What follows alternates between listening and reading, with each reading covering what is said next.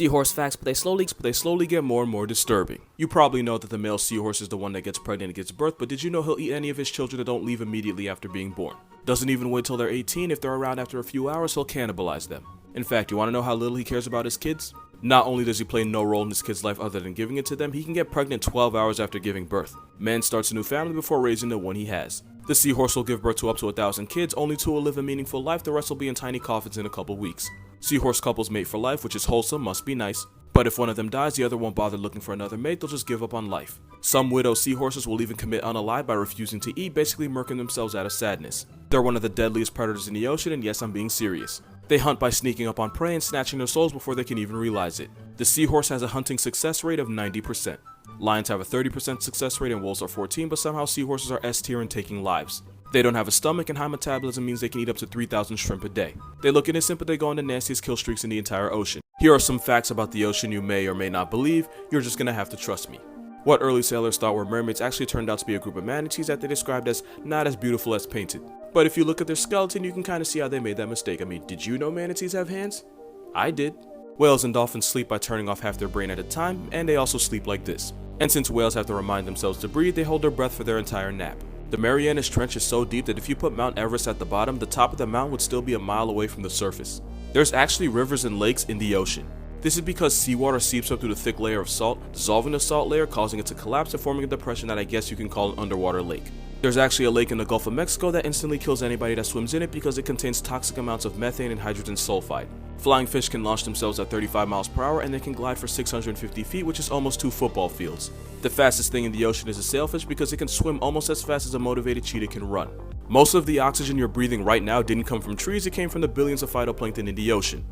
Animals that look dangerous but surprisingly aren't. The whip scorpion looks like it crawled out of a Stephen King wet dream, but they don't bite and they don't produce venom. Even though they look like aliens, they're actually massive pushovers. They're perfectly harmless and the only damage they can do is to the property value of your house. Piranha got hoed by the media, but they're virtually zero threat to people. They're scavengers, meaning if they're eating something, it's probably already dead. Attacks are extremely rare, and most of the time you could literally be sitting in the middle of a feeding frenzy and not get touched. I already know exactly what you're gonna say, but what happened with Steve Irwin was actually a freak accident because stingray are afraid of people, they're shy and they'd rather run away. Unless you confuse them for a placemat to step on them, they will not attack you first, and even if they do, it's not a death sentence. Stingray venom isn't deadly, it's actually super treatable. What happened to Steve Irwin was maliciously bad luck because not only did he get attacked, he got stung in the worst possible spot, right in the heart. But if he was alive, he'd want you to know they're not a threat. The Black Widow has a pretty trash reputation. People don't really like the spiders either, but they rarely bite. A study showed that even after getting poked several times, the spider still didn't attack. It takes a lot to get them to attack, and even if they do, the bites are rarely fatal. I promise you they're not that bad. Animals that I believe deserve more recognition by all of society. At number 1 we got the sun bear. He spends his day eating honey and climbing trees like a live action Winnie the Pooh. I don't know what's going on in his little head, but he's having a good time. Next we have the pangolin, if for no other reason but the vibes of this picture. They're the most trafficked non-human mammal in the world and they must be protected at all costs, capitalism be damned. There is a disturbing lack of aardvark content on this page and that's going to change because these earth pigs deserve all the love. They're also related to my favorite animal, so I have no choice but to aggressively stand them. There's only one aardvark I have beef with. Next are pygmy goats because if there's one person in the world that doesn't know they exist, that's one person too many. Next is the long-eared jerboa that is definitely 100% not a Pokemon. If looks could kill, we'd be immortal in its presence. The banded piglet squid because it's an adorable beacon in an ocean full of nonsense. The Patagonia mara that is basically the capybara's smaller, less clouded cousin, but we are going to change that. The klipspringer because it eats itself over cliffs, avoids leopards, all while wearing high heels, and damn it, that's talent. The tree kangaroo because it looks like a plush toy. Comment your favorite animal, highest comment gets a video. Animals that look dangerous but surprisingly aren't. I will never disagree that the Japanese spider crab is one of the most blatant FUs nature ever gave us. But Neptune's paralysis demon is actually non-aggressive towards humans. With a 12-foot leg span and 40 pounds of nightmare fuel, they don't even swim, they just walk around the ocean floor scrounging and living like the rest of us. Staying in the ocean, the frilled shark looks like Lucifer's fleshlight, and at 7 feet they're longer than most NBA players. But the frilled shark isn't aggressive and they rarely come into contact with people, and when they do, they really just don't care.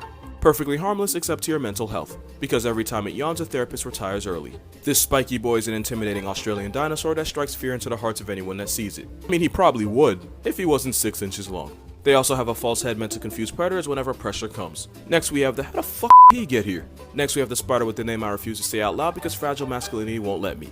Father lengthy limbs has never been known to attack a human, and they're virtually harmless because their fangs are too short to pierce human flesh. They're more afraid of you hitting them with a newspaper than you should be of them putting you on one.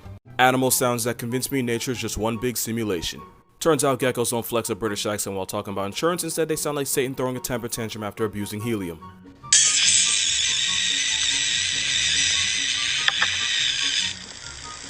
That gecko was a baby, so either he was born with an existential crisis or he found his owner has Allstate.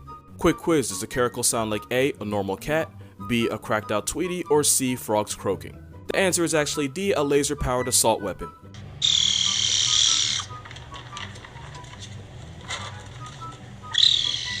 It doesn't get better when they hit puberty either.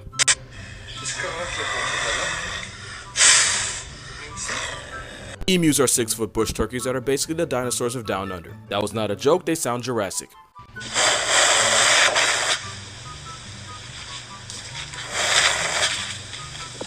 And cause we have time, cassowaries.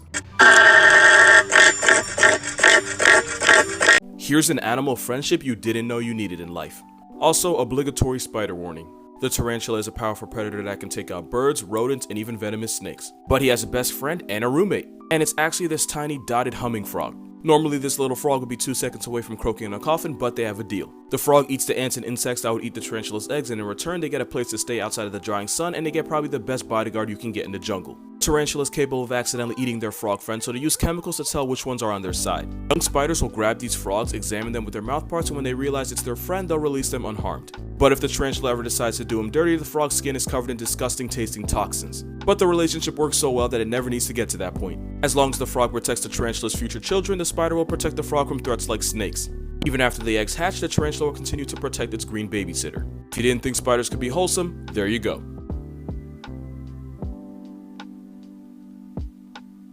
Ocean facts that you may or may not believe, you're just gonna have to trust me. The most common cause of human death in the ocean isn't drowning, it's actually heart attack. The blue whale is the biggest thing ever spawned, but because they have a throat the size of a dinner plate, they eat krill. As filter feeders, they can take out disrespectful amounts of them at once. In fact, they can swallow 1 million calories in one mouthful. And because I am who I am, that is 811 Big Macs. Thanks to echolocation, dolphins have close to X-ray vision that they use to see inside the bodies of other dolphins or whatever humans are underwater with them. Which is why scientists believe they have an interest in pregnant women, because they can see the fetus inside them. The most poisonous thing in the ocean is the pufferfish, not only because tetrodotoxin is an instant RIP, the amount needed to put you in a coffin could fit on a pinhead. Some have a poison that is 1,200 times more of a death sentence than cyanide. Approximately half of US territory is actually underwater. The blue whale has the largest penis on the planet, and the largest Moby Dick ever found was about 16 feet long. But relative to body size, the animal packing the absolute most is the barnacle, because their equipment can stretch to 8 times their own body length, which is probably why SpongeBob used it as a curse word. We did dangerous looking animals that actually aren't dangerous, so naturally here's cute animals that will fuck you up. Number 1 are wombats for one reason. These plush toys are built like fire hydrants, and they defend themselves against predators by violently crushing the skulls of their ops against the roof of their burrows with their butt. They have buns of steel capable of jaw-checking a dingo or breaking your leg. Not only that, but this baby-faced bowling ball is so sturdy that if you hit this keg on legs with your car, it can launch your car off the road. Next is a slow loris. Wide eyes will lick glands under its arms when threatened, because mixed with saliva gives it a toxic bite, making the slow loris one of the few venomous mammals on Earth. Not only is the bite painful, it can kill you by putting you in anaphylactic shock. Symptoms include severe disfigurement, paralysis, and your soul becoming homeless. Worst part is they don't need teeth. A toothless loris can still put you on a stretcher. Next is the pufferfish, because you might know they're dangerous, but you don't understand how much of a middle finger to your well-being this fish really is.